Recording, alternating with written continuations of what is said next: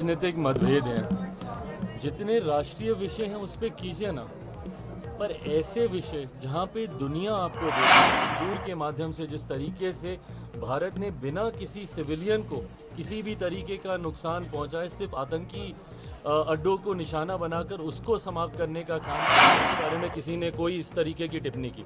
हाँ, नीतियों का ज़रूर हम लोगों ने विरोध किया है। मैं मानता हूँ कि बिहार में सबसे ज़्यादा पलायन हुआ तो वो इन्हीं के ही शासन।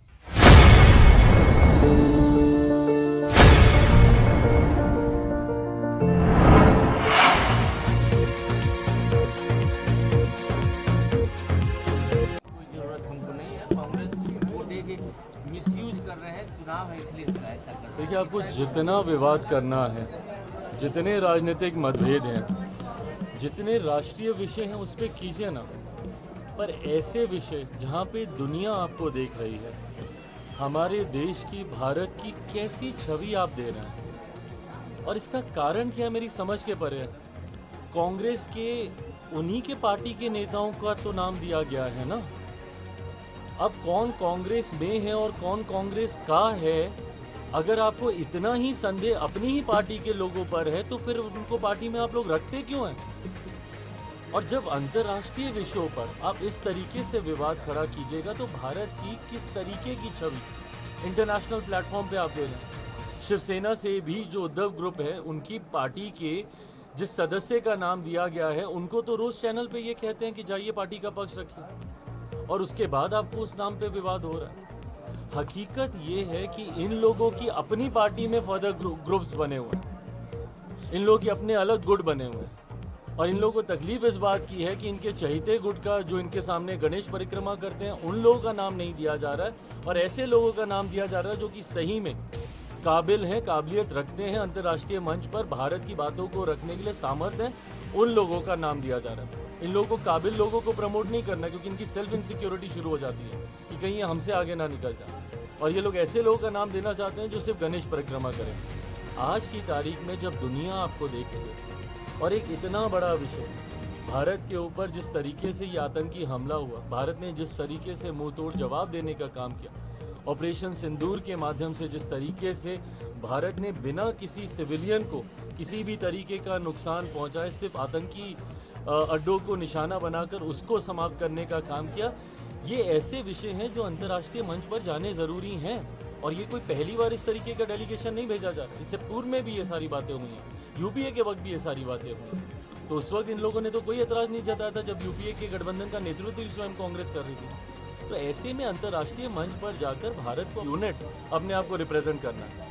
अगर उस यूनिट में फर्दर बाइफर्केशन दिखेंगे कि ये दल है, ये वो दल है, तो फिर उसका तो मतलब ही उद्देश्य ही समाप्त हो जाएगा। ऐसे में विपक्ष के तमाम लोगों से मेरा विनम्र आग्रह है कि जितनी राजनीति करनी है देश के मुद्दों पर बैठ के कीजिए ना, राजनीतिक मुद्दों पर बैठ के कीजिए, बट ये ऐसे विषय हैं जिसके ऊपर कतई कोई राजनीति नहीं होनी चाहिए। बंगाल के सीएम तो बोल रहे हैं कि हमसे पूछा ही नहीं गया।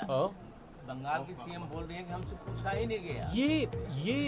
ये प्रणाली का हिस्सा है। मुझे नहीं पता ये लोग वो लोग हैं जो इतने सालों से भारत की संसद में रहते हैं। ये प्रणाली का हिस्सा है। जब ऐसा कोई डेलीगेशन जाता है तो वो हैंड पिक किए जाते हैं नाम। मैं खुद तीसरी बार का सांसद हूँ, कितनी बार मैं ऐसे डेलीगेशंस का मैं हिस्सा रहा हूँ जिसमें उस वक्त मेरे पार्टी के राष्ट्रीय अध्यक्ष आदरणीय रामविलास पासवान जी होते थे, नहीं नाम मांगे जाते हैं। आज की भी तारीख में कितने ऐसे डेलीगेशंस बनते हैं जहाँ पे हम लोगों से नाम नहीं मांगे जाते हैं, बिकॉज उनको as a parliament, as a सांसद उनको चुना जाता है और ये हैंड पिक किए जाते हैं नाम, और इसमें कोशिश की जाती है कि हर दल का रिप्रेजेंटेशन इसमें कर लिया जाए। तो ये तो संसदीय कार्य प्रणाली का हिस्सा रहा है। जो लोग इस पे सवाल उठा रहे हैं तो शायद वो संसदीय कार्य प्रणाली को जानते ही नहीं। बिहार आ रहे हैं, पिछड़ा और अत्यंत पिछड़े वोट बैंक पे उनकी नजर है, सम्मेलन करने जा रहे हैं। हाँ तो करें, बढ़िया बात है, करना चाहिए। एक लंबे समय के बाद राहुल जी को बिहार की याद आ रही है, अच्छी बात है। ये वही प्रदेश है जिसका नेतृत्व उनकी पार्टी ने, उनके पार्टी के मुख्यमंत्रियों ने लंबे समय तक किया, और आज जब वो आके लोगों को विश्वास दिलाना चाहेंगे कि हम बिहार का विकास करेंगे तो ज़रूर उनकी ऊपर भी कई उंगलियां उठेंगी कि लंबे समय तक, आज़ादी के बाद से निरंतरता में एक लंबा दौर रहा दशकों का, जहाँ पे कांग्रेस की ही सरकारें थी, कांग्रेस के ही मुख्यमंत्री थे। तो उस वक्त क्या हुआ इन समाजों का, उस वक्त क्या हुआ बिहार के विकास का? तो जो कार्य आप उस वक्त नहीं कर पाए, आज आपको वो करने का प्रयास आप कर रहे हैं, अच्छी बात है, जरूर प्रयास कीजिए। दरभंगा में आपने माना कि बिहार में पलायन है, अमूमन इस तरीके के सत्ता पक्ष के नेता कबूल करते नहीं, तो क्या ये माना पलायन की चिंता ना सिर्फ मुझे, मेरे मुख्यमंत्री नीतीश कुमार जी को भी हमेशा से रही है, और उन्होंने भी कई बार कई मंचों से इस बात को कहा है कि उनका भी ये सपना है कि पलायन पूर्णतः हमारे राज्य से रुके। और बल्कि मैं तो इसमें ऐड करके बोलता हूँ कि मैं तो रिवर्स माइग्रेशन चाहता हूँ। मैं तो चाहता हूँ कि बिहार में ऐसी व्यवस्था बने, जो लोग बिहार से बाहर चले गए थे 90 के उस दशक में, जंगल राज के उस दौर में, जो वापस अपने राज्य वापस नहीं लौट कर आ पाए हैं, जिनकी पीढ़ियाँ बीत गई हैं दूसरे राज्यों में, और जो आना चाहते हैं। मैं चाहता हूं कि बिहार में हम लोग आने वाले दिनों में एक ऐसी व्यवस्था का हम लोग निर्माण करें जहां पे ना सिर्फ हम लोग पलायन को पूर्णतः अपने राज्य से रोकें, बल्कि रिवर्स माइग्रेशन शुरू करें, और धीरे धीरे, और मैं हर मन से इस बात को मैं कहता हूं, डबल इंजन की सरकार के यही लाभ होते हैं। कल मैंने एक कार्यक्रम का आयोजन किया, आपने देखा, खाद्य प्रसंस्करण से जुड़ा हुआ इतना बड़ा कार्यक्रम। आज तक हम लोग जाते थे, बिहारी जाते थे दूसरे के दरवाजों पर अपना सामान लेकर कि भैया ले लीजिए, खरीद लीजिए। कल 22 देशों के 75 से ज़्यादा डेलीगेशन यहाँ पर आए हैं, बायर्स यहाँ पर आए हैं खरीदने, जिसमें राज्य सरकार की एक अहम भूमिका है, केंद्र सरकार की एक अहम भूमिका है। हम दोनों ने मिलकर हैंड एंड ग्लव्स की तरह काम किया, तब हम इस व्यवस्था को दे पाए जहाँ पे आज आप चले जाइए, कल जितने भी एग्जीबिटर्स बिहार के थे, जो बिहार के अलग अलग गाँव से आए हुए थे, हर एक के पास दुबई में कम से कम, यूएई में कम से कम 4 नाम होंगे, यूरोपियन कंट्रीज में उनके पास 5 नाम होंगे कि कौन कौन बायर हैं। हर व्यक्ति के पास कम से कम 8 से 10 नाम होंगे, और इन 10 नामों को 20 नामों में बदलेंगे, 20 से 40 वो करेंगे। सोचिए उनके पास कितने बायर्स होंगे। वो धीरे धीरे अपनी कैपेसिटी, अपने पोटेंशियल को वो कितना बढ़ा सकते हैं when it comes to selling the product. तो ये दोनों सरकारों से मिलकर ही ये संभव हुआ है। ऐसे में पलायन को लेकर भी दोनों सरकारें, क्योंकि एक लंबे समय के बाद बिहार में डबल इंजन की सरकार आई है, ऐसे में इस व्यवस्था का निर्माण कर रहे हैं, और इसीलिए मैंने कहा है कि अगले 5 साल बिहार के लिए स्वर्णिम काल के तौर पर होंगे, जहां पे ये दोनों सरकारें मजबूती से केंद्र में नेतृत्व आदरणीय मेरे प्रधानमंत्री नरेंद्र मोदी जी, और बिहार में इस एनडीए गठबंधन और इस सरकार का नेतृत्व मुख्यमंत्री नीतीश कुमार जी, ये अगले 5 साल बिहार के लिए एक गोल्डन एरा के तौर पे होंगे। आरजेडी का आरोप है कि आप लोग का एक ही काम है, लालू जी को गाली देना।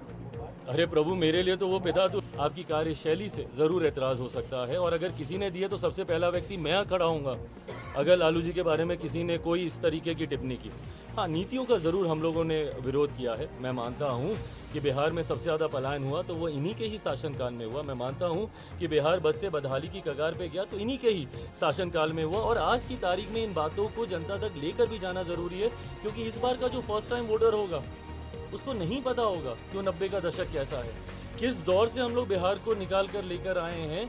इन बात की जानकारी शायद आज के यंगस्टर्स को नहीं होगी, जो कि 20 साल 22 साल 25 साल के हैं। ऐसे में ये बातें भी उन तक पहुंचनी ज़रूरी है, और इसी सोच के साथ अगर इन बातों को किसी मंच पे रखा जाता है तो कतई उनको गाली नहीं दी जाती। और अगर किसी ने कभी, भगवान ना करे, अगर कुछ भी अपशब्द का इस्तेमाल किया तो सबसे पहले